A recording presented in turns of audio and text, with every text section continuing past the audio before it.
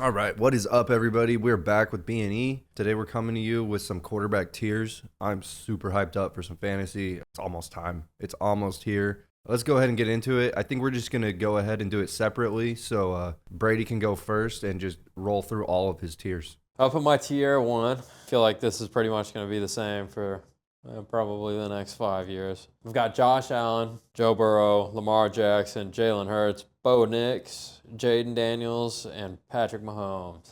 To me, that seems pretty sweet.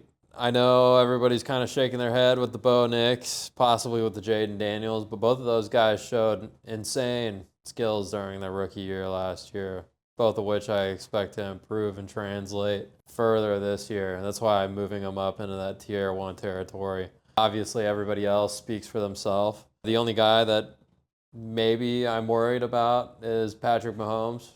He did it to us last year where everybody was like, let's go. And then he was so-so. That tier list of guys that are in the tier one list are essentially guys that I fully expect to get you 20 plus points in your standard league on a normal basis. Play them with confidence. Let's move into tier two. First off, we've got Baker Mayfield.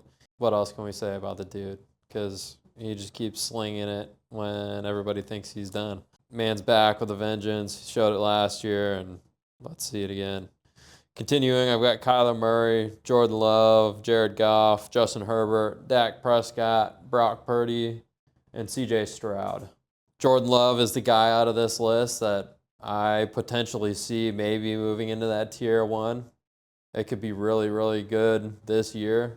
I mean, the Packers have a lot going for them, and they've finally got some receivers out of the draft that have a little bit of hope. Matthew Golden might actually do something for them and give them that speedster down the field. A guy that I'd be wary of in this tier two list is Brock Purdy. Obviously, the Niners really didn't get any better this offseason. They really just kind of shook off some of the things that they had to loosen up the money so that they could sign Brock Purdy for a long time. In turn, they don't have the same pieces. Possibly look for him to fall a little bit lower. Two guys that are showing their way up into the tier two list this year. I've got Caleb Williams and Drake May, both guys that were rookies last year, but showed some potential. Caleb Williams obviously was an extreme letdown. In the grand scheme of things, he's got a way better coach, and he's going to be in a way better system now. Fuck their old coach. What's his name right now? I've blocked it from my mind because it's Eberflus. Eberflus. Yeah, now they got Ben Johnson, so they're looking way better. Eberflus is down here in Dallas now as a DC, which I actually like him a lot better as. God be with y'all. Also, at the end of this list, a lot of people are going to have him tier three, but it's always such an extreme undervalue as Tua Tagovailoa. This man is 100% a tier two quarterback, if not a tier one quarterback when it boils down to it. You just got to keep his head on his shoulders. On to tier three. These are the guys that are like, maybe they can be good, probably not. It's crazy to me that one of these guys is getting paid $52 million a year just to suck, and that's Trevor Lawrence. On this list, I've got Matthew Stafford, Trevor Lawrence, Justin Fields, J.J. McCarthy, Sam Darnold, Bryce Young, Geno Smith, and Michael Penix. All these guys have some potential to show up on the weekly basis and give you a decent amount of points, but can you trust them? No. These guys have shown the ability to be trusted in the past, which is why they're still in the tier three and not lower. But look to get these guys with some value. Down to tier four, this is really going to be made up of shitty teams and rookies, guys that you should not depend on in any way, shape, form, or fashion. And that is Cam Ward, Anthony Richardson / Daniel Jones, Russell Wilson, Aaron Rodgers, Tyler Shogg, Jackson Dart, Joe Flacco, Shadur. I don't really think, I'll spin off on Shadur for a second. I really don't think that Browns quarterback room is going to stick with Joe Flacco. Really don't think they're going to stick with Dillon Gabriel either. I mean, what a fucking pussy. I mean, watching him play at both Oklahoma and Oregon, there's just no. He's not an NFL quarterback. Shadur, you're going to have your shot this year, so maybe. Got Jalen Milroe on here, just in case something happens with Darnold. We've seen it before where he falls off. Mason Rudolph, Jameis Winston. Real quick, I wasn't going to say anything about Shador because I don't think he deserves to be even mentioned in this. He hasn't even taken a snap with the first team yet in training camp. I don't think they're going to plan to use him at all at the first team in training camp. He's already in hot water with the GM because he got like 250-mile-an-hour over the speed limit tickets in like a week apart from each other. I mean, he's not being a complete dumbass, but like there's no signs that point to him being on the field anytime soon. And contrary to what you just said, I think they do stick with Flacco pretty much all year because if you look at their quarterback room, he's the only thing close to an NFL quarterback on their roster. I've got these other guys down here just because they're backups and they've got potential to take over the guys that are ahead of them that are just kind of dinky. They don't necessarily hold a firm spot. And yeah, for real, I feel like the QB list this year is very solid. You've got a lot of high output guys. You've got a lot of guys in that tier 1 and that tier 2 section that you can really depend on for your season. And there's not going to be a lot of teams in the league that have to depend on a tier 3 or tier 4 kind of guy or necessarily have to hunt that far down the list. Enjoy the QBs this year. It really should be a simple year to pick a QB. Yeah, kind of rolling off of what Brady just said into my rankings, I fully agree. I kind of see 14 quarterbacks that I see as having fully, I'm comfortable with grabbing them as my QB1. So, yeah, with that being said, let's go ahead and jump right into these. In my tier 1, I just have them labeled as elite. Every week, they're going to produce for you a good 20-point game in standard fantasy.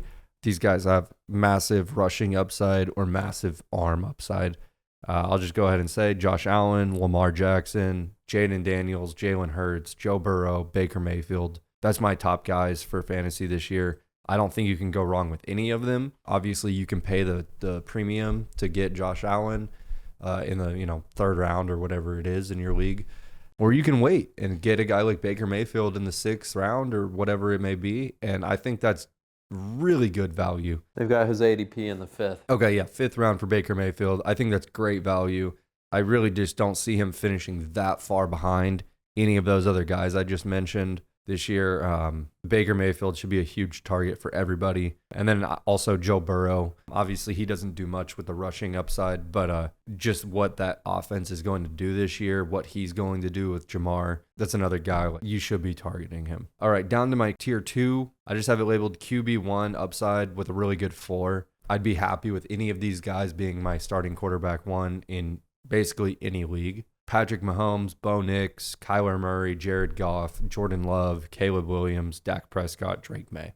Jordan Love, like Brady already mentioned, I'm really high on him this year. I think he's going to be amazing value for where he's getting picked at. Yeah, the Packers should have a pretty solid year. They are in a tough division, but I think Jordan Love is going to be healthy this year. He's played all year last season dealing with injuries. Like Brady said, they got Matthew Golden. I really believe the Packers' passing attack will be new and improved. And also Drake May. I feel like that's a dude that no matter what, if you pick him, you're going to be able to rely on him week in and week out to put up some consistent, just good fantasy production this year. The Patriots look a hell of a lot better. They got a great coach, better offensive line, better weapons. Look for Stephon Diggs going hard with Drake May. That's the biggest thing. What, Stephon Diggs? Stephon Diggs. Like, I don't remember the last time that the Patriots had a name at wide receiver. AB. Literally. Like, they're just rocking, like, household draftees and, like, random dudes that have fallen off the block over the last several years. Yeah. So. Yeah, I really think this is going to be a huge year for the Patriots to take a step forward with a second-year quarterback. Mike Vrabel should do a really good job with that roster. So on to tier 3. These guys are really high floor quarterbacks. Ideally, you wanted to carry them on your bench. If you play in a 2-quarterback league, some of these guys will definitely be your targets. I got Justin Herbert, Brock Purdy, CJ Stroud, JJ McCarthy, Justin Fields, Trevor Lawrence, Matthew Stafford, Tua, Bryce Young, Michael Penix Jr., and Geno Smith. I'm really not excited about any of these dudes except for JJ McCarthy. I'm hyped up to see what the Vikings can do. I know that their offense is designed for quarterbacks to throw the ball an absolute immense amount of times per game. So that'll be really fun because in all we've ever seen out of JJ McCarthy is playing in an offense that the quarterback passes 10 times a game. So this will be really fun to see him with an elite wide receiver and really just a whole elite playmaking group as a whole. They're all amazing. Him and Jordan Addison and Hawkinson. Also, Bryce Young, he finished off the year last year in a really good high note. I'm excited to see what he comes into the year doing.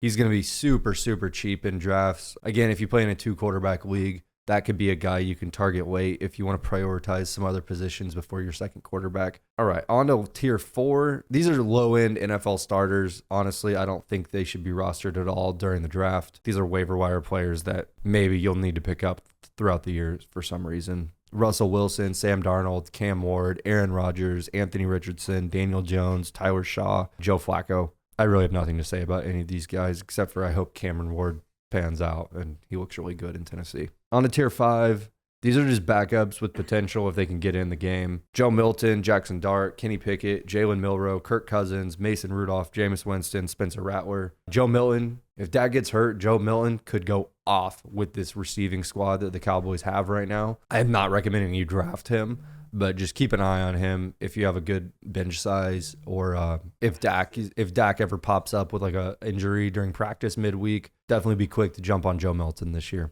I have a tier 6 labeled garbage. I'm not even going to mention any of those guys. I'll put them up on the graphic. Those are my tiers, though.